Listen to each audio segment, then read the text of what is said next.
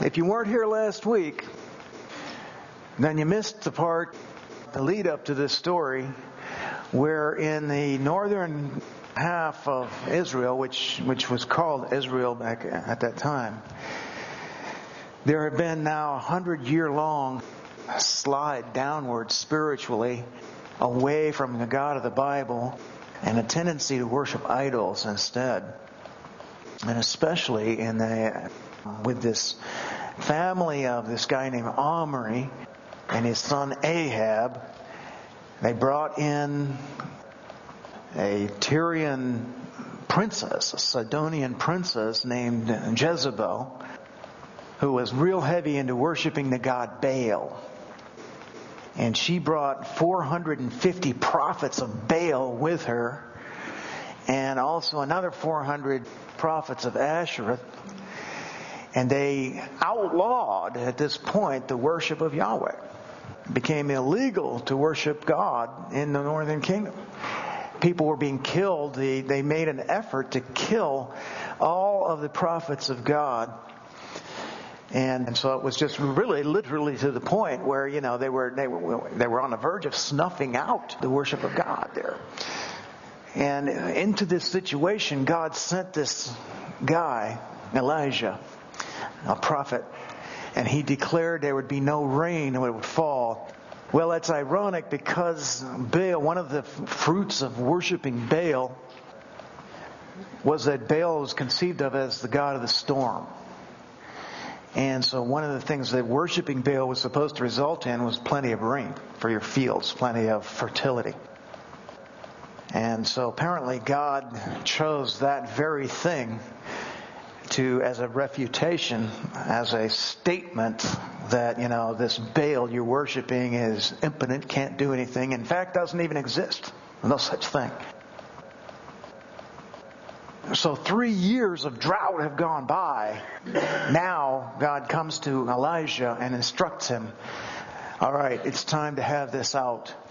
And so in the 3rd year of the drought, we read, the Lord said to Elijah, go and present yourself to King Ahab and tell him I will soon end the rain. Well, he goes down there and he's met, I'm going to skip over a few verses, he meets this Obadiah guy who transfers his proposal to the King Ahab, who then comes and agrees to come out and meet Elijah. And so in verse 17 we read, when Ahab saw Elijah, he exclaimed, so is it really you troublemaker of Israel? And Elijah comes right back at him. I have made no trouble for Israel, Elijah replied. You and your family are the troublemakers. You have refused to obey the commands of the Lord and have worshipped the images of Baal instead. Now he says, let's do this. Summon all Israel to join me at Mount Carmel, along with the 450 prophets of Baal that you guys have, and the 400 prophets of Asherah, who are supported by Jezebel, your wife. So Ahab summoned all the people. It's basically calling them out. Let's have this out. And they come out to Mount Carmel. This is Mount Carmel from space. You can see it's kind of like a range more than a mountain. It's real long but kind of narrow. That's about 50 miles long. And they're probably out at the northeast tip out there by the ocean, because we'll see later they are directly over the sea when he tells the guy to go up and look out at the sea. Today they've built a shrine there to commemorate this event, but they built it clear at the other end. You can't even see the ocean from where they built the shrine, so it's certainly in the wrong position. Anyway, and Elijah gets them. So there you see in that picture though these little depressions and stuff, and apparently they kind of picked an area out there where there was sort of an amphitheater effect, and there are probably thousands of people that have gathered for this thing. Well, Elijah gets up and stands in front of them and shouts out, how much longer will you waver, hobbling between two opinions? If the Lord is God, follow him. But if Baal is God, then follow him. But the people were completely silent. They're probably there like, yeah, well, which one is God? Maybe that's a good question. Nobody's going to say anything.